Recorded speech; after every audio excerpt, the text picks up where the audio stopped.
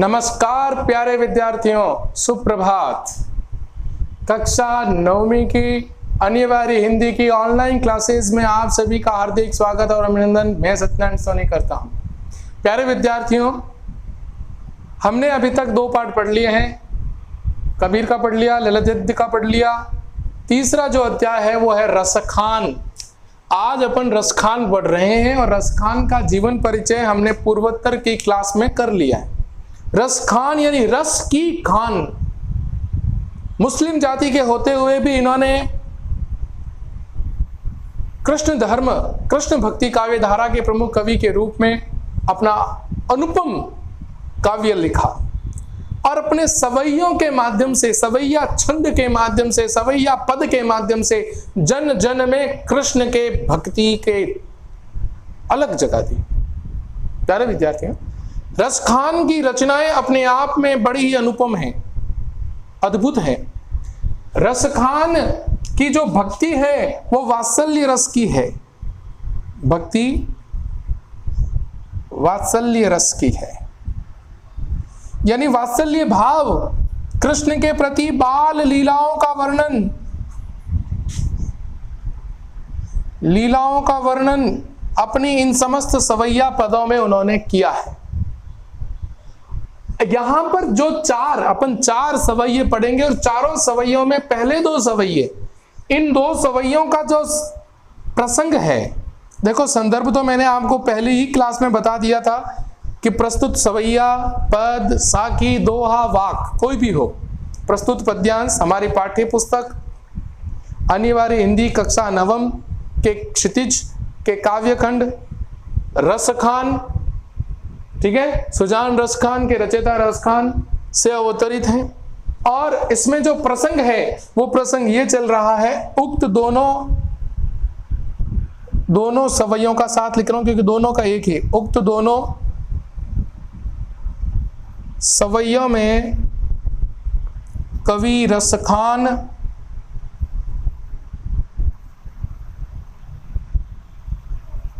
अपने आराध्य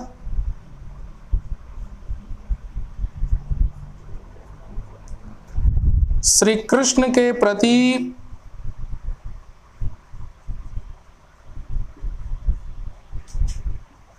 एकनिष्ठ प्रेम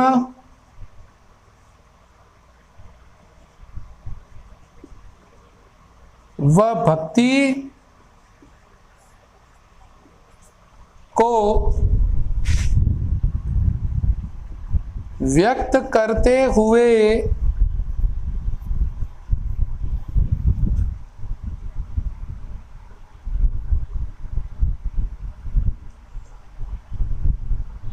प्रत्येक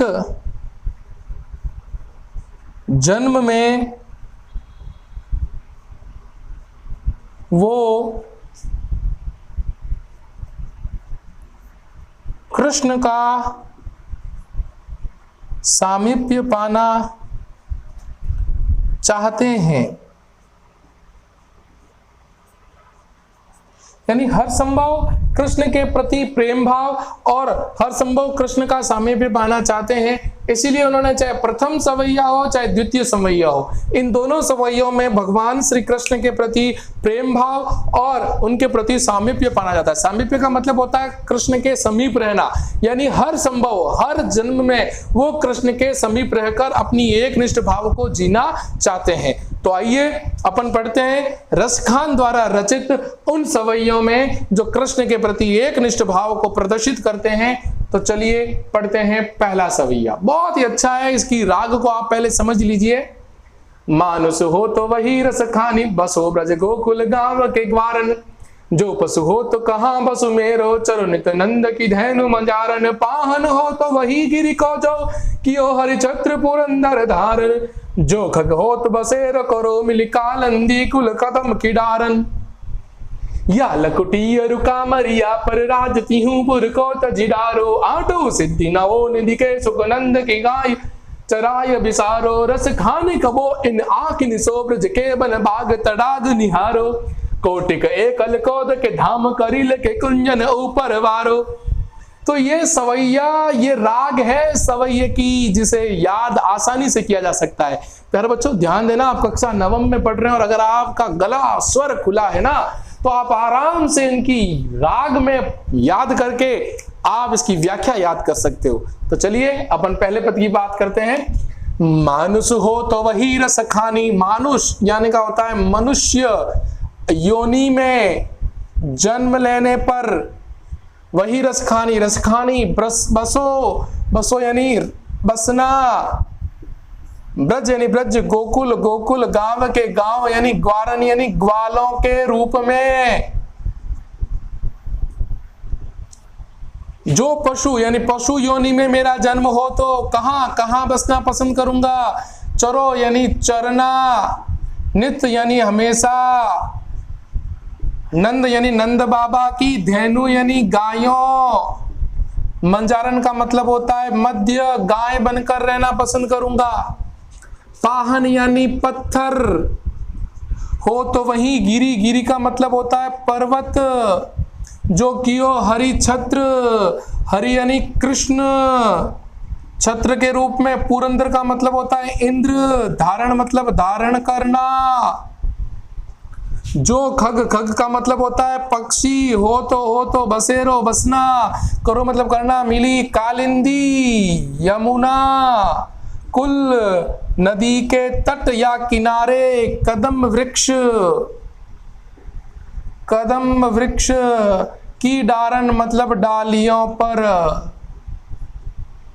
ठीक है, तो सुनिएगा और साथ साथ लिखिएगा भी इसके कठिन शब्दार्थ कि अपन कैसे पढ़ रहे हैं, कैसे इसके कठिन शब्दार्थ हैं, आपके लिए बहुत उपयोगी होंगे परीक्षा के लिए। तो पढ़ते हैं।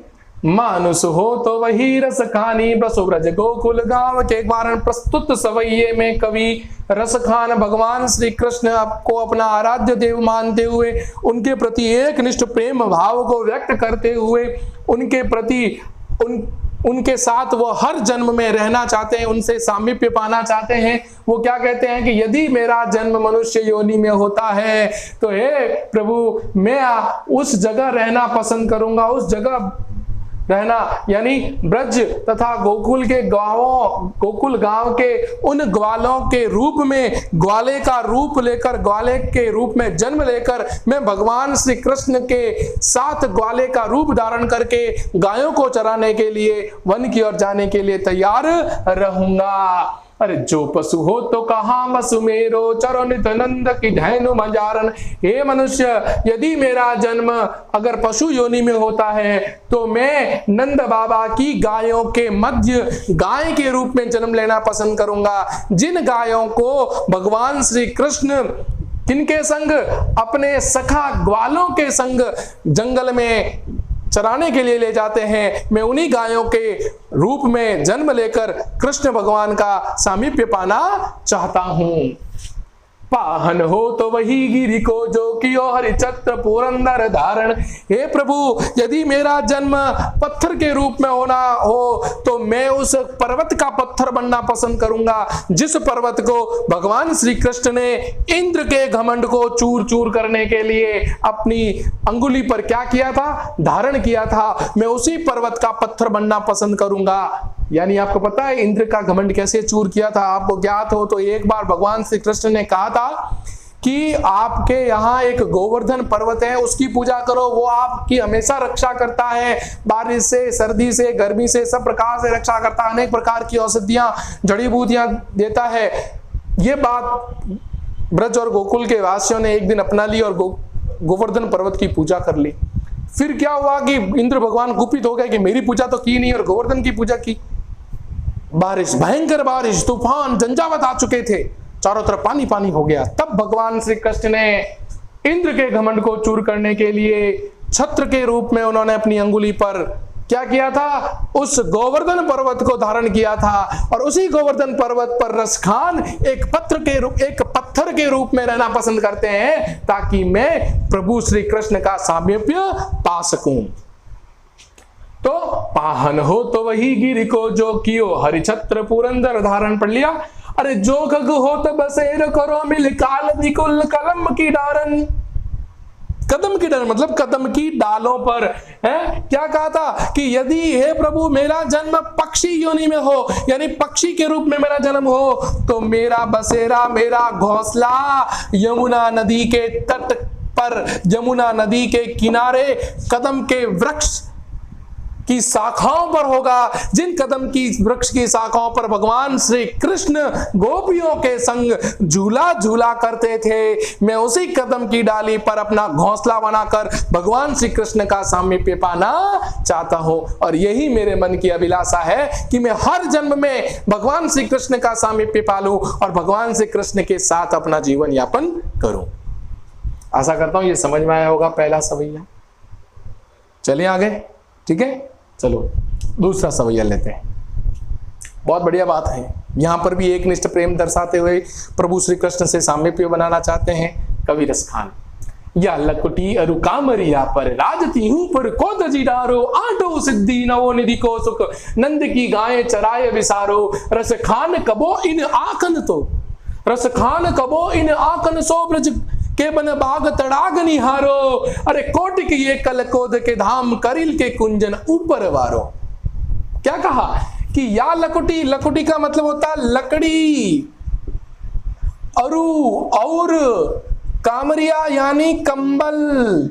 आपको पता हो तो भगवान श्री कृष्ण ग्वाले के रूप में कंबल रखते थे, काली कंबल कंधों पर, और लकड़ी हाथ में लेकर वन को जाते थे। पर राजती हूं, तीन लोक का, पूर्व यानी लोक का, राज पाठ तजी त्यागने डारो, डालने के लिए तैयार हूं। आठों सिद्धि, आठों सिद्धियां, आठों सिद्धियां, नौ निधियां, नौ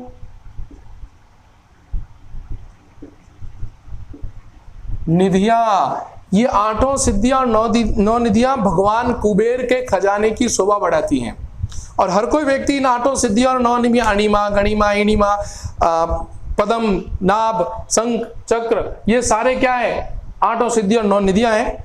वो सारे कुबेर के धन खजाने में शोभा पाती हैं। तो उसको हर कोई पाना चाहता है, लेकिन मैं उनके सुखों को किसके लिए?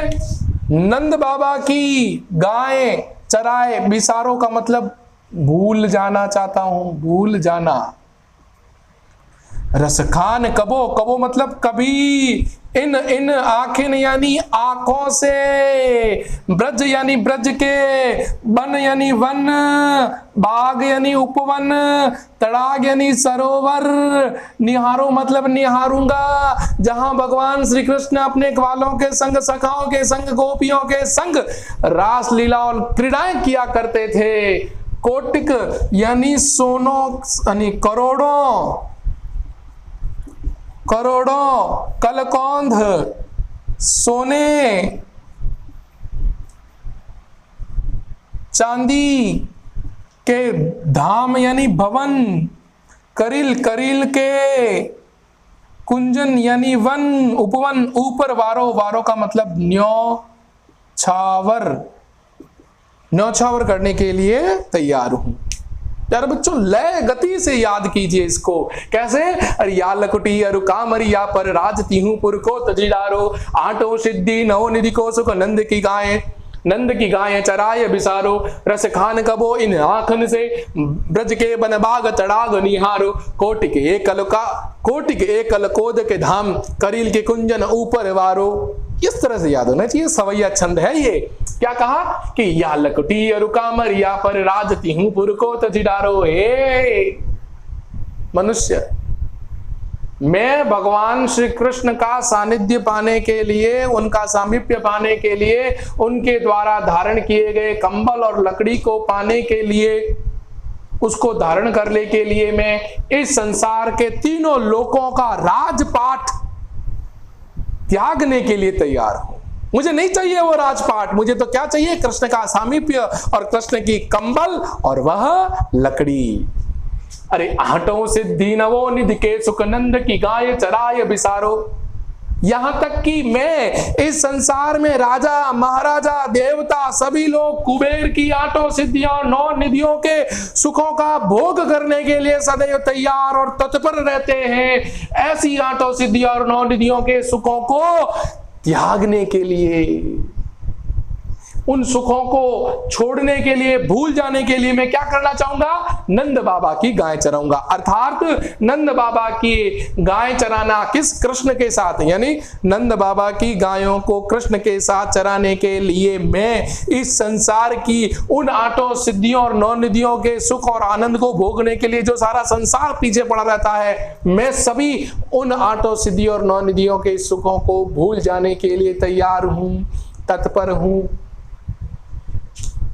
रस खान कबो इन आंखिन सो ब्रज के बन बाग तड़ाग निहारो। कवि रस खान कहते हैं कि मेरी आंखें बहुत भाग्यशाली है कि जिन आंखों से मैंने क्या भगवान श्री कृष्ण के उस ब्रज और ब्रज के वन, बाग, उपवन, सरोवर, जहां पर अपने सखाओं के साथ, ग्वालों के साथ, गोपियों के साथ रास लीलाएं क्रीड़ाएं की, उन सारे स्थलों के सुखों को देखकर मेरी आंखें अत्यधिक बड़भागी और भाग्यशाली हो चुकी है। अरे कोटि के एकल कोद के धाम, करील के कुंजन ऊपर वारो। ए मनुष्य, यहां तक कि मैं भगवान श्री कृष्ण के ग्वालों के संग, गोपियों के संग, सखाओं के संग उन कंटीले और करील के उपवन और जंगलों में जहां वो विचरण करते थे, उस विचरण को सुख पाने के लिए, उस विचरण का आनंद पाने के लिए मैं इस संसार के करोड़ों सोने चांदी के भवन, उन पर न्योछावर करने के लिए तैयार हूं, तत्पर हूं।